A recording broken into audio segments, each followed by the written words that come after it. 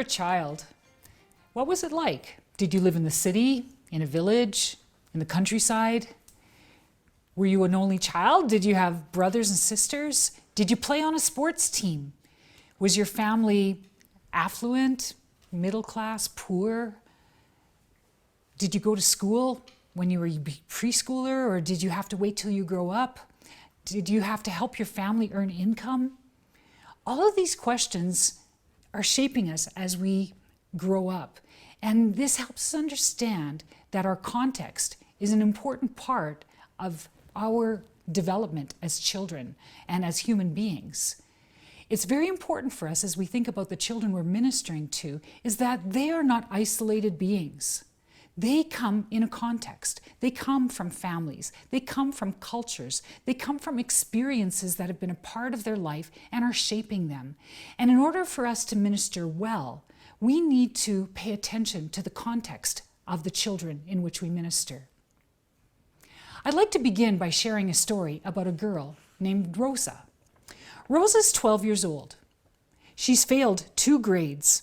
Her parents are not married, and her father disappeared and does not support the family. Rosa lives with her mother and 2 younger siblings in a small apartment in the city. She takes care of her younger siblings at night and in the mornings. Rosa's mother works nights at a restaurant and often comes home very late. The mother makes enough money to provide shelter for the family, but she does not always have enough food for the children. Sometimes Rosa is not able to concentrate at school because she has not eaten, or she's not had enough sleep. Her teachers say that she's often sick and she doesn't complete her homework. But they're not able to give her much attention because the school is crowded with other students with similar needs. In fact, they realize that the inadequate curriculum that they are using with the students is not really helping them learn. Additionally, Rosa often falls asleep in the class and does not follow very simple instructions. She hoards foods from the lunch, and sometimes it's to eat later or to give to her brothers and sisters. If you had Rosa in your ministry, how would you change the way you minister to her, knowing her context? Think about it. Yuri Bronfenbrenner is a Russian-born American psychologist who suggested a theory of child development that involves all the environments interplaying around a child. He calls it the ecological systems theory, and basically was saying that a child is a part of many different environments, and all those environments, all those contexts have an influence on the child, and the child also influences them. And if we are going to understand the child fully, we need to look at the context that is around them. So think about Rosa. She's the child, and she's in the center. And she's got systems that are around her. The very first system is her family. It's a microsystem. And in her family, she has her mother and her 2 younger siblings. Her father is gone. He's abandoned the family. And so that's what's happening in the situation in her family. Her mother's working to try to provide, but there are so many things happening right in that family unit where Rosa has to care for her younger siblings. Another one of her microsystems, the things around Rosa, is her school. And we see that she's not doing very well. She's failed a couple grades or had to repeat a couple grades.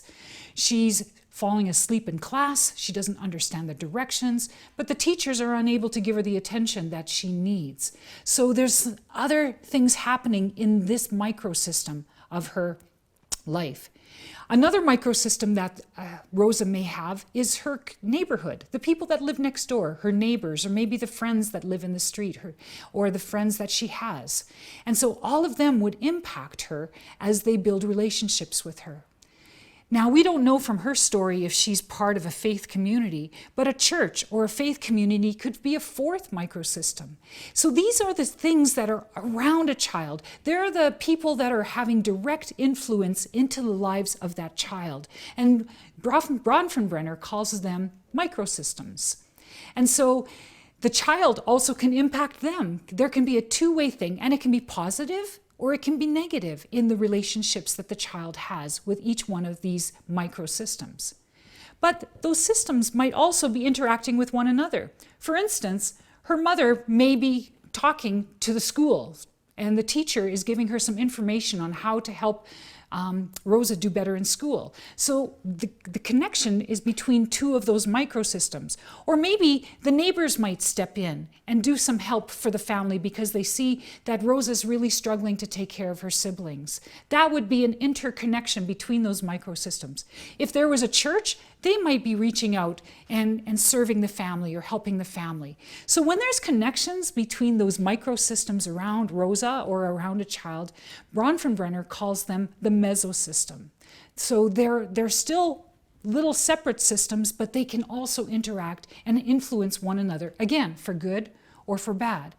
If Rosa's in a really difficult part of the city, it's very dangerous, that's going to have an impact upon her family life and cause her to feel fearful or less safe or whatever.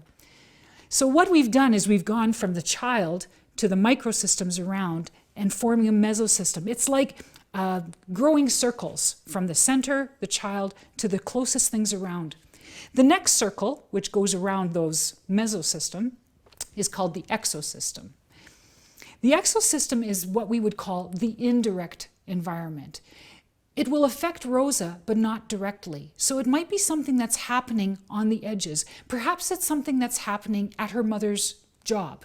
Her mother has to work extra hours. So it's really impacting the mother, but it indirectly affects Rosa because now she's going to have to care for her younger siblings even more. Or maybe her mother loses her job and suddenly Rosa has nothing, and so they have to scramble to try to survive in the family. Or the exosystem could include things like the school board. We heard in Rosa's story that there was really poor curriculum and the classrooms are crowded. And so the school board's choice of curriculum is having an impact on Rosa, even though she's not directly being impacted or choosing the curriculum herself. It might be things like the local politics, the community leaders that are making decisions. Or maybe it might be the leader of the church denomination of the church that she attends. All of these things are having an influence, but just not directly on Rosa. Outside of the exosystem is what they call the macrosystem. And this is really looking at the culture as a whole. It will be the values, the cultural practices or beliefs. It might be the religious beliefs or the religious ideology, the political system that's happening in the country. So these are things that can affect an entire nation. And so it can be the economic situation or the agricultural practices that influence the well-being of the people. It's the political party that's in power or the political stability within the country. And of course, it's those worldview issues, those deeper values and beliefs, the cultural practices that people don't question, but they just do. In Rosa's situation, we may not see it from the story, but maybe there is a whole sense of girls should not have to be pushed to do well in school. And so her mother would not really care if she does well or not. She's just having her be somewhere during the day so the mother can sleep. It may be a practice that the policies of the government don't value education of children very highly, which is why the schools are overpopulated, there's not very many teachers, and the curriculum isn't being developed. It may be that by moving away from her family, the structures of society being the extended family, perhaps there's isolation for her. And that's one of the values of the culture.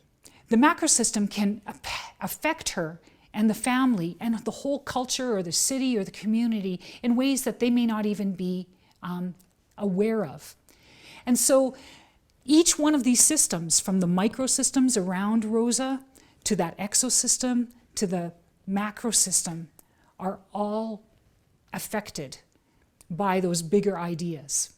There's one more system that Bronfenbrenner talks about, but it doesn't fit in a circle. It's not a wider circle. He calls it the Chronos system. And basically, Chronos is talking about time. And so it talks about how things change over time from the beginning to the end. It's our timeline of our lives. Or it might be events that happen that can disrupt everything. For instance, if Rosa's father left her when she was a baby, she has no memory of him. And so it might not affect her in the same way as it would if he left with the family when she was 6, or 10 when she had some relationship or saw the struggle between the mother and the father. It may be that events that happened, if they moved into the city when she was a child, it would be much more traumatic than if they moved when she was 18 and far more independent herself. So the age of a child will also impact how events that happen in a child's life will affect them or their development themselves. And then there's the things that happen that no one has any control over. It might be a natural disaster. There's a hurricane, or there's some kind of a flood that destroys a village, or there's war or a political coup that happens in a country, and everyone has to leave and become refugees. These kinds of events have great trauma on a child. Even if they're developing fine in other ways, it can impact them powerfully. And so even if the child has systems in place, that Chronos system can change everything in an instant. And so it needs to be considered as we look at the life of a child. Now, what Bronfenbrenner explains and makes good sense is that all of these are connected. It's almost like a spider web, where if I pull on one string or one part of the system, everything's going to move. If I go forward, everything goes forward. If we go this way, everything goes this way. And there is no way you can separate the child out from the systems of which they are a part. And so when we look at the system of a child, or the context or the environments of a child, it's going to help us. As I said at the beginning, our children are not in isolation. We cannot look at them as just individual beings, because there's so much of their life that's feeding into them, helping them to become who they are. Maybe things that are harmful, maybe things that are helpful, things that are causing them to be hindered from growth, things that are helping them to flourish. It might be people, it might be political structures, it might be laws. Whatever it might be, everything is interplaying together to help children grow. As we can see from all this, development is complex. It's not static. It's constantly changing. It's constantly moving. And so we need to be focused on building relationships with our children and understanding this context, the environments in which they come, so that we can serve them and help them. Again, to be aware of the things that are harming them, but also the things that they are doing, to be those ones who can be the positive influences in the child life that will help them to flourish, to help them to become all that God has created them to be.